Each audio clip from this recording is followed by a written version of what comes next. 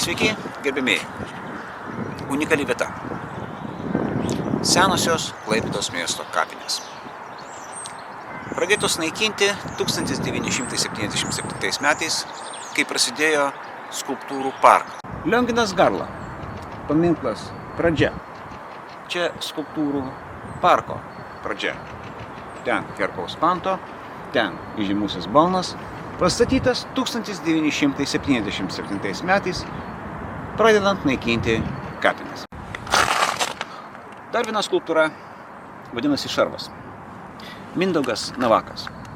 Tai dar vienas paminklas pastatytas 1977 metais. Mes esame prie paminklo Klaipėdos sukilėliams. Tai skulptūrų parkas buvo pradėtas statyti 77 nuo to krašto, nuo Herkaus Manto gatvės, ir šitas kraštas vis dar buvo kapinės. Dar 86 metais štai šitose vietose aš mačiau dar paminklus ir tvoreles. Dabar kai kuriuose vietose yra tik tai likę antkapiai ir dar štai šitoje vietoje matosi kripta. Grįžtant prie sukilimo. Šitas paminklas pastatytas 1925 metais Lietuvos Šaulių sąjungos 20-osios rinktinės. Rinktinės vadas buvo Jurgis Bruvėlaitis. Šitas paminklas yra buvęs pasienio stulpas tarp mažosios ir didžiosios Lietuvos. Kai būtų keista, sovietmečiu šitas paminklas nugriautas nebuvo, nes lietuviai sugebėjo prieš sovietų valdžią atstovėti poziciją ir aiškinti, kad šitas paminklas turi išlikti, nes sukilimas buvo iš tikrųjų prieš vokiečius. Sukilimas buvo ne prieš vokiečius. Nuo 20 metų iki 23 metų Klaipėdos kraštą administravo Prancūzija, 21-asis pėsčiųjų batalionas, ir už visą administraciją atsakė komisaras Petisne. Taigi šitas paminklas, kaip jau minėjau, pastatytas 25, praėjus 2 metam po sukilimo, ir netgi iš čia mes kaip pasižiūrėm, labai aiškiai matosi Gedimino stulpai. Bet kadangi galai buvo pasakyti tokie, buvo sugebėta išdurti sovietų valdžią, paaiškinant, kad čia yra stilizuotas Neptūno žeberklas. Taigi, sukilimo metu žuvo. Čia yra visos pavardės. Eduardas Noreika, Viktoras Burokevičius. Noreika žuvo ties Sendvariu, Burokevičius žuvo mesdamas granatą į namą, kuris dabar yra Sukilėlių 10. Tais laikais vadinasi Grabenstraitė 1. Kiti Vincas Stašelis, Adomas Miliūnas, Vincas Vilkas, Jonas Simonavičius, Povilas Trinkūnas, Jonas Petkus, Algirdas Jasaitis, Flioras Lupšys, Jonas Plėštys, Antanas Ubavičius. Jie nėra čia palaidoti visi, nes dauguma žuvusių karių kūnų buvo išvežti į Lietuvą, čia liko gal keli. Yra dar vienas antkapis. Andrius Martusevičius, sukilimo dalyvis. Jisai sukilimo metu smarkiai peršalo ir mirė nuo peršalimo. Štai šitas paminklas, čia mes matome iš nugaros. Aš įdėsiu nuotrauką, kad matysiu iš priekio. Palavinskas Budrys ir jo žmona, jų palaikai, jau nepriklausomybės laikais grįžo į Klaipėdą iš Jungtinių valstijų ir yra čia palaidoti. Dar yra paminklas Stašeliui, įdėsiu nuotrauką, štai ten irgi sukilimo dalyvis, bet jisai mirė 35 metais. O dabar mes greitai prabėgsime pro parką, kuriame mes vis dar randame likučių kapinių.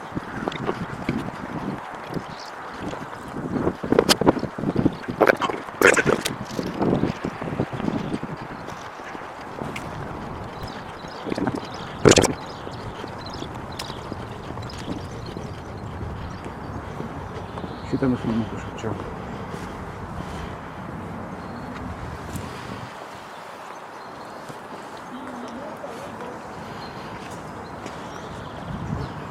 Pastatytas 81.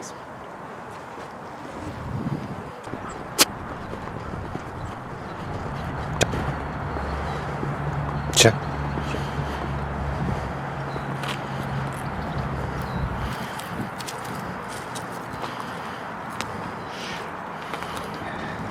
Štai čia yra Lietuvoje, tai yra Klaipėdoje, žuvusiems lietuvių kariams. Paminklai, reikia suprasti, kad 28 metais, kai jie žuvo eidami tarnybą, čia buvo kapinės. Tai yra ir natūrali paminklo buvimo vieta. Einam toliau.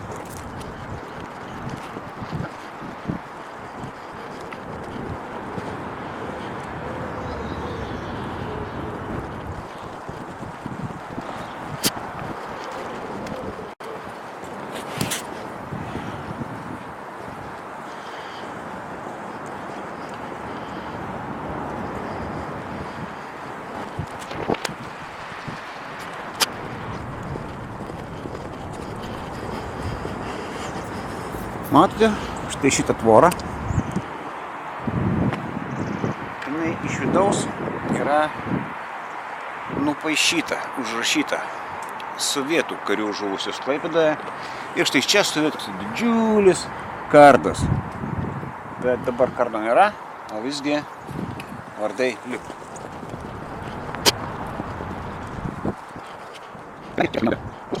Ilsisi Vokietijos karo belaisviai, Belgijos, Lenkijos ir Prancūzijos. Taigi jie irgi nepamiršti, nes čia buvo karai.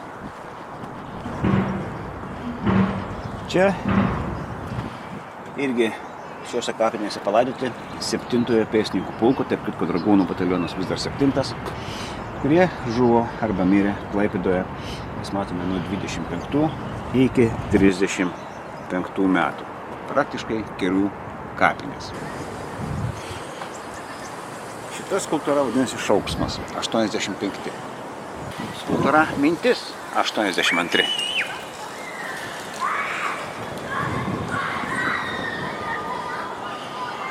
Skulptūros gali kalbėtis, yra barkodai. Eke Homo 83 metai Vildžiūnas, o čia labai gražus priminimas. Ar nepamiršai paskambinti mamai? Paskambinkite. Gražus priminimas.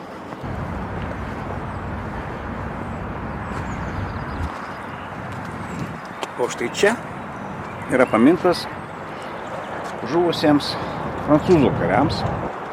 Čia rašo, šiuose kapinėse palaidoti Prancūzijos 21 pėsčiųjų šaulių bataliono kariai.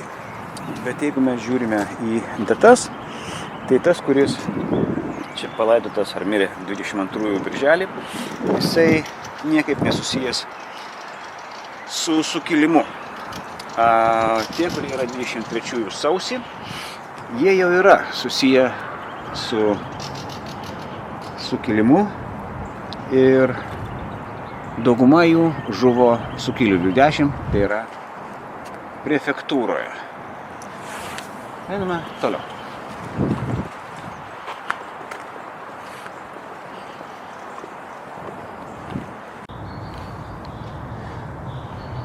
(22) nežinomi Vokietijos kariai. 1914-18. Pirmasis pasaulinis.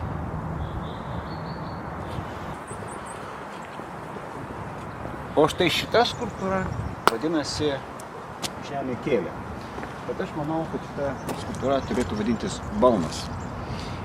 Ir kaip matome, varis čia biški nutrintas, nes tėvai vis pasodina vaikus ant jo ir aš sugrįšiu toj į vaikystę.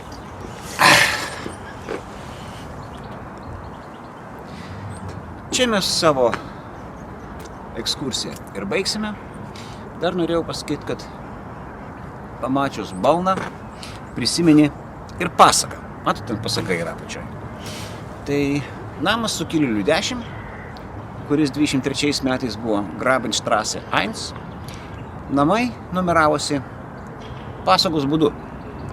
Taigi iš dešinės pusės nuo Turgaus aikštės, dabar Teatro aikštė, eidamas, skaičiuodamas pirmas namas, antras namas, trečias namas, ketvirtas namas, septintas namas, iš eilės ir paskui 8, 9, 10 grįžta tą pačią gatvę. Taigi lyginiai, nelyginiai dar nebuvo. Tai su ta linksma gaida geros jums dienos.